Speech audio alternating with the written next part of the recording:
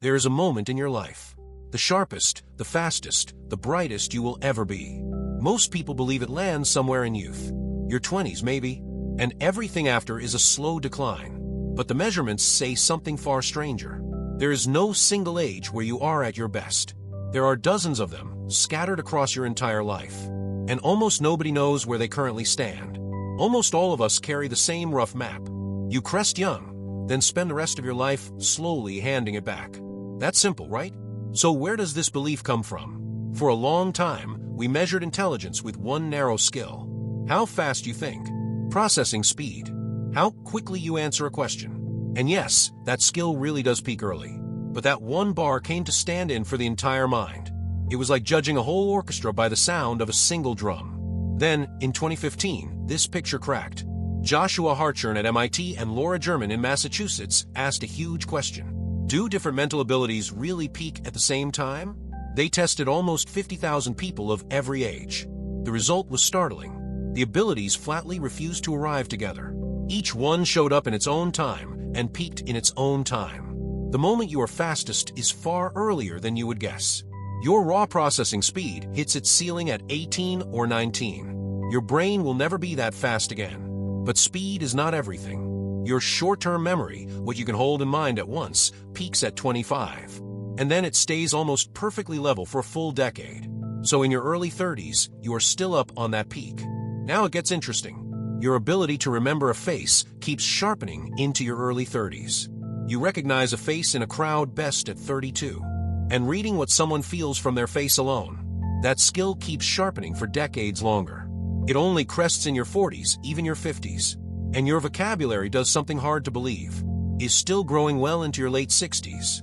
So a brain is fastest young and wisest much later. But how does all of this actually feel? This is where the curve that decides everything comes in. The economist David Blanchflower asked a simple question. How does happiness change with age? He gathered data from 145 countries, and everywhere he found the same shape. A letter U, high in youth, then slowly downward, all the way to a low point.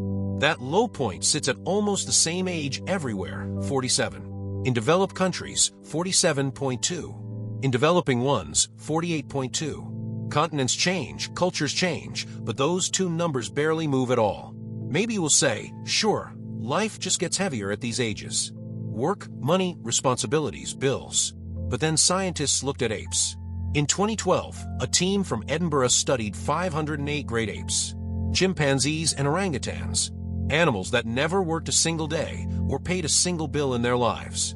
And in them, they found the exact same curve, the same midlife dip, the same you. So this low point does not come from your career or your bank account.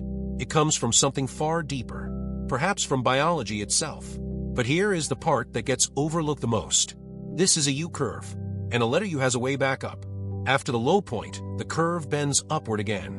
People are often happier in their 50s and 60s than they were in their youth. And what about the mind? The aging brain runs slower, that is true, but it stays just as accurate. The same accuracy, only calmer, and it grows better and better at reading people's moods. What you lose in speed, you regain in understanding. So there is no such thing as your single best age. Instead, there are dozens of best ages scattered across your life. At 18, you are the fastest. At 30, you recognize faces best. In your 40s, you read people best. In your 60s, your vocabulary is at its richest. Whatever age you are today, one part of you is already past its best, and another part has not even arrived yet. Both are true in the same moment. They always have been.